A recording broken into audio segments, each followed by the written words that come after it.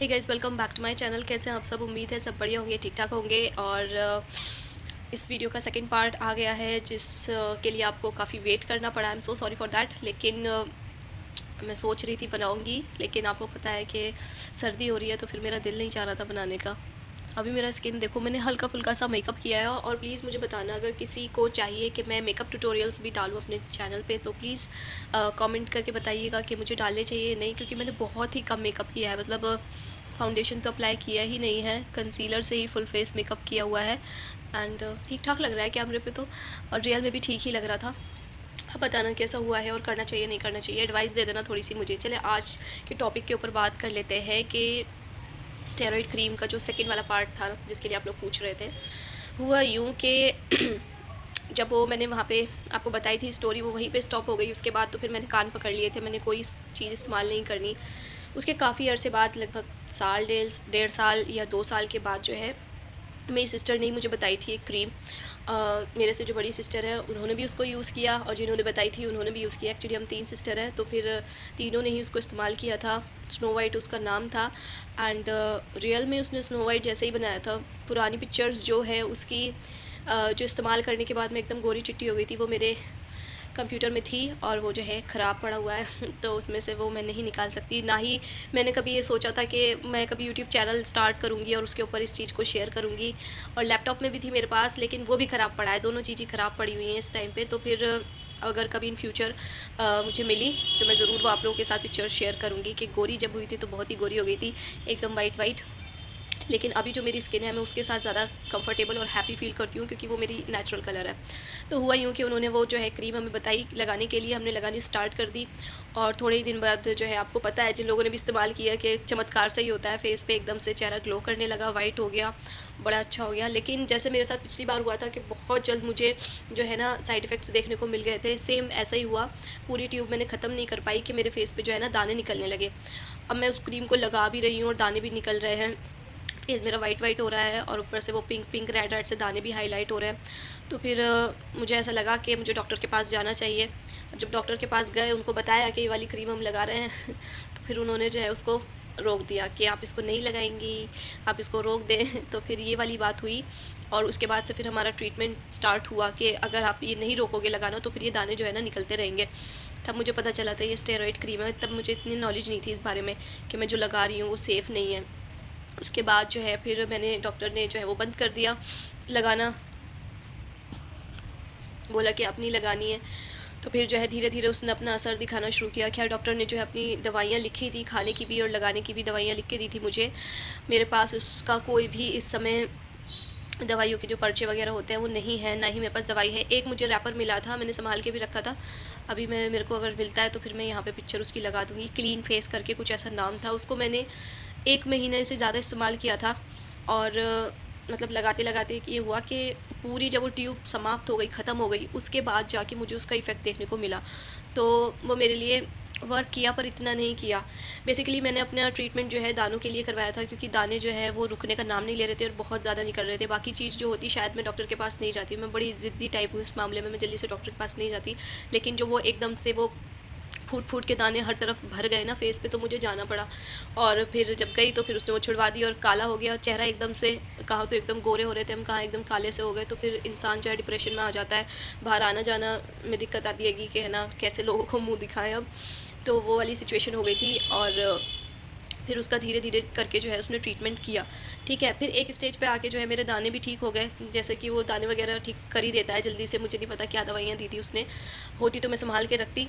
RP Singh, बहुत सारे लोग कमेंट करके पूछते हैं मुझसे कि कहाँ पे है ये डॉक्टर, किससे ट्रीटमेंट लिया था। मेरठ में आरपी सिंह कचहरी के पुल के पास है इनका क्लिनिक है। तो फिर वहाँ पे ऊपर जाके थोड़ा स्टेयर्स चढ़ के ऊपर जाके है, तो वहाँ पे वो बैठते हैं। वहाँ से मैंने अपना ट्रीटमेंट कराया था। फुल ट्रीटमेंट मैंने नहीं कराया था। जब मेरे दाने ठीक हो गए, मेरा मतलब निकल गया, फिर जो है मैंने उनको कई दफ़ा गई, उनसे बोला भी कि है ना प्लीज़ कोई अच्छी दवाई दें, सारी चीज़ें बोल के देखी कि शादी होने वाली है, रिश्ता होने वाला है, ये होने वाला है, वो होने वाला है, जल्दी से फेस ठीक करो। बट फिर उन्होंने जो है अपनी महंगी महंगी चीज़ें लिखनी स्टार्ट कर दी। और फिर वही मतलब जो इंसान क्या बोलते हैं कि मतलब पैसा खींचने वाली बात कि ये हमारा जो क्लाइंट है ये बना रहे, मतलब लंबे समय तक ये आता रहे, इसको अटका के रखो, वो वाली सिचुएशन हो रही थी। तो फिर वो मुझे अच्छे से समझ भी आ रहा था कि अब मेरी स्किन में कोई खास सुधार नहीं हो रहा है और मेरे पैसे भी जा रहे हैं, मुझे हर बार यहाँ पे फ़ीस भी देनी पड़ रही है और स्किन मेरी वहीं की वहीं काली की काली नज़र आ रही है। तो फिर मैंने जो है जाना छोड़ दिया। उसके बाद कोई दाने नहीं निकले, क्योंकि मैंने, कुछ लोग अक्सर ऐसा करते हैं कि फेस जब ब्लैक हो जाता है तो फिर है ना डिप्रेशन में आएंगे, फिर दोबारा से वो क्रीम लगाना स्टार्ट कर देते हैं कि चले हमारा रंग साफ़ हो जाएगा। मैंने वो वाली गलती नहीं की। मैंने जो है दूसरी चीज़ें इस्तेमाल की। जैसे मैंने पिछले वीडियो में बताया था, मैंने मेलाज लगाई थी, तो मैंने इस बार भी यही किया, मेलाज लगाई और जो है उससे खाल वगैरह उतरती है, ठीक है, बहुत ज़्यादा खाल उतरती है उससे। तो फिर एकदम से जो वो पुरानी जो ब्लैक वाली स्किन होती है वो चली जाती है, अंदर से नई स्किन आती है। और ये जो है बहुत ही आसान आपको सुनने में लग रहा है, लेकिन ये आसान नहीं होता, क्योंकि जब मैंने उसको लगाया तो फिर है ना, जैसे इस एरिया से उतर गई खाल, इधर वहीं की वहीं चिपकी हुई, अजीब कलर का मेरा चेहरा चितकबरा सा बन गया था। तो वो अच्छा नहीं लगता है उसको। और उस टाइम पे सनस्क्रीन मेरे पास थी भी नहीं, ना मैं इस्तेमाल करती थी, तो और भी ज़्यादा मैंने अपनी स्किन को डैमेज किया, ठीक है। अब मुझे लग रहा था ये ठीक हो रहा है, लेकिन वो ठीक नहीं हो रहा। उसके बाद फिर आगे चल के मेरी स्किन और भी ख़राब हुई, मुझे एक्ने वगैरह आए।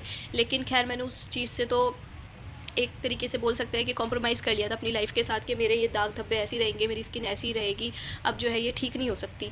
तो उसके बाद जो है फिर काफ़ी साल तक जो है मुझे ये सिचुएशन फ़ेस करनी पड़ी कि मेरा कलर कॉम्प्लेक्शन डल है और मेरे चेहरे पे हमेशा निशान है, जैसे वो छोटे छोटे पिंपल्स के दाग धब्बे हमेशा परमानेंट बने रहना, कभी जाना ही नहीं।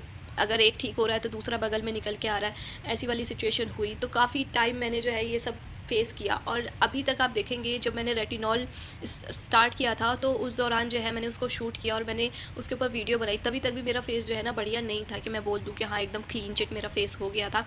उसके पहले भी मैंने एक बार एक लोकल डॉक्टर से ट्रीटमेंट कराया था, मतलब वो कोई होता है ना गली मोहल्ले वाले डॉक्टर, तो फिर मैंने उनसे भी ट्रीटमेंट कराया था। उस दौरान भी मेरा फेस बहुत अच्छा हो गया था, लेकिन फिर मुझे वो भी कॉस्टली पड़ रहा था, डेली से पैसे लेने पड़ते थे, डेली की दवाइयाँ खानी। और 3 से साढ़े 3 महीने जो है मैंने उनका ट्रीटमेंट लिया। जिस दौरान मैंने ट्रीटमेंट लिया मेरा फेस बहुत अच्छा हो गया। इनफैक्ट मैं एकदम पतली दुबली सी हूँ, तो उन्होंने पता नहीं क्या दवाइयाँ दी कि मैं थोड़ी सी हैवी हो गई मेरे अंदर, मतलब वज़न मेरा बढ़ गया और फेस भी बहुत अच्छा हो गया था। तो उसके फ़ोटोग्राफ्स हैं मेरे पास, एक फ़ोन में पड़े हुए हैं, तो मैं उसको यहाँ पर ऐड ऑन ज़रूर करूँगी, जिससे कि आप देख पाएँ कि वाकई में जो है मेरी शक्ल में भी बहुत सुधार होने लगा था और स्किन अच्छी हो गई थी। आरपी सिंह के बाद मैंने ये वाला ट्रीटमेंट लिया था। पहले मैंने आरपी सिंह का लिया था, फिर मैंने जो है बीच टाइम में कुछ गैप किया कि मैंने कोई ट्रीटमेंट नहीं लिया, अपनी तरफ से कोई दवाइयाँ नहीं लगाई। मेरी जो नॉर्मल स्किन हो गई थी उसके साथ ही कॉम्प्रोमाइज़ किया मैंने। फिर जो है मैंने इससे, जो गली मोहल्ले वाला डॉक्टर है, मैं उसका नाम नहीं लेना चाह रही, तो फिर उससे मैंने जो है ना ट्रीटमेंट लिया, फिर मेरा स्किन जो है अच्छा हो गया था। अब बाद में जो उसने मुझे ये जो गली मोहल्ले वाला डॉक्टर था, इसने जो मुझे दवाइयाँ दी थी वो मैंने खाई काफ़ी अर्सा। उसकी कुछ दवाइयाँ थी, उसका मुझे नाम भी ध्यान था, अभी फ़िलहाल मेरे दिमाग से निकल रहा है। जो ज़्यादा पिंपल निकलते हैं उनके लिए था, और बेसिकली अगर कोई फंगल इन्फेक्शन वगैरह हो जाता है तो उसमें भी उसको खा सकते हैं। ये दवाइयाँ थी, और भी कई सारी दवाइयाँ थी जो चल रही थी। और फिर एक क्रीम थी जो बेसिकली उसने मुझे दी थी, जिससे मेरा चेहरा साफ़ हुआ था। फिर अब जब मेरे पास थोड़ी अकल समझ आ गई और गूगल से मैंने सर्च करना शुरू किया, थोड़ा इन्वेस्टिगेशन शुरू की कि आखिर मैंने लगाना क्या है, क्या चीज़ जो है मेरे चेहरे पे वर्क करेगी नहीं करेगी, तब मुझे पता चला। फिर मुझे वो वाली डॉक्टर वाली दवाई भी याद आई, उसका नाम सोफ्राडेक्स था।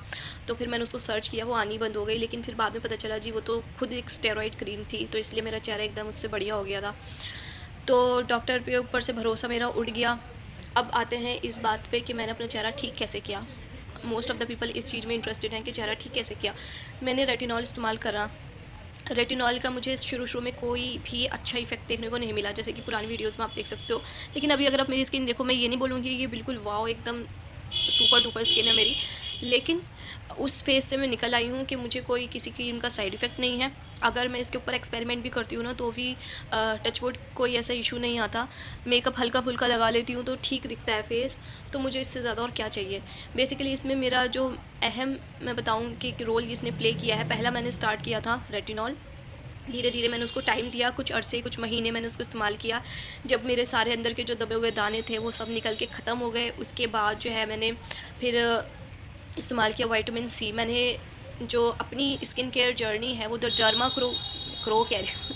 डर्मा को ब्रांड के प्रोडक्ट से इस्तेमाल की। वो इसलिए क्योंकि एक तो वो रीज़नेबल प्राइस में है, प्लस उनका एक वेबसाइट से जब हम लेते हैं ना, तो फिर वो काफ़ी अच्छे ऑफ़र्स देते हैं। सबसे पहली दफ़ा जो मंगाया था मैंने, पता नहीं मैंने क्या मंगाया था, तो उसके साथ 2-4 प्रोडक्ट्स जो है ना साथ में चिपक के फ्री में मिले थे, तो मैं बड़ी खुश हुई। मुझे उन्हें ट्राई करने का मौका मिला और मैंने ट्राई किए और वो मेरे पर अच्छा वर्क भी किए। अगर आप चाहेंगे तो मैं उसके ऊपर वीडियो बनाऊँगी और आपको दिखाऊँगी भी। मैंने रेगुलर बेसिस पे उनको इस्तेमाल किया। मेरी स्किन जो है एकदम से बहुत अच्छी से टर्न हुई, एक सांवली स्किन से एक प्रॉब्लमेटिक स्किन से एक अच्छी स्मूथ स्किन मुझे मिली।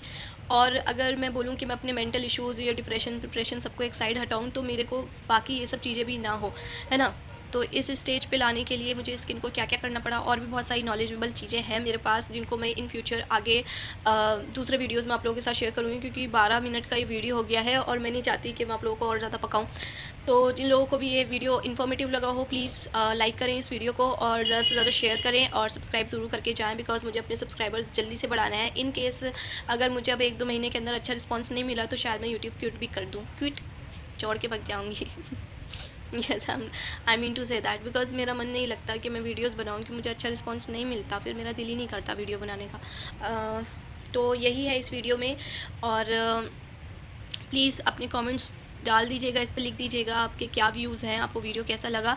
और एक और चीज़ मुझे आप लोगों के साथ शेयर करनी थी, 2 चीज़ें हैं मेरे माइंड में जिसके ऊपर मुझे वीडियो बनानी है, और ये भी पता चल जाएगा कि कितने लोग जो हैं इसको सीरियसली देखते हैं। एक तो ये जो मैं अपने बहुत सारे एक्टिव इंग्रेडिएंट्स हैं जिनको मिक्स करके लगाती रहती हूँ, इसके ऊपर आपको वीडियो चाहिए या नहीं। दूसरा विटामिन ई जो मैं आजकल यूज़ कर रही हूँ, किस तरीके से यूज़ कर रही हूँ, इसके ऊपर आपको वीडियो चाहिए या नहीं। 2 टॉपिक्स हैं, तो दोनों आप मुझे कमेंट करके बताइएगा कि आपको इसके ऊपर वीडियो चाहिए या नहीं। मैं जानबूझकर इस टॉपिक को लास्ट में रख रही हूँ because I want to know कि कितने लोग इसको एंड तक देखते हैं और कितने आप लोग मेरे साथ लॉयल हैं। बिकॉज़ जब भी आप लोग मुझे कमेंट करते हैं मैं हमेशा आपकी हेल्प के लिए रेडी रहती हूँ, लेकिन मुझे भी जानना है कि मेरे साथ कौन लॉयल है, कौन नहीं है, तो फिर मैं भी ऐसी जवाब दिया करूँगी। मैं हर किसी को जवाब देती हूँ यार, रिप्लाई देती हूँ कमेंट का, और अपना टाइम निकाल के खाना भी बना रही होती हूँ ना, कई दफ़ा चाहे मेरा खाना जल जाए लेकिन मैंने कमेंट का रिप्लाई देना है। तो प्लीज़ आप थोड़ा तो सपोर्ट करें ना, करेंगे ना? तो चलें फिर मिलती हूँ नेक्स्ट वीडियो में। Bye bye, love you all.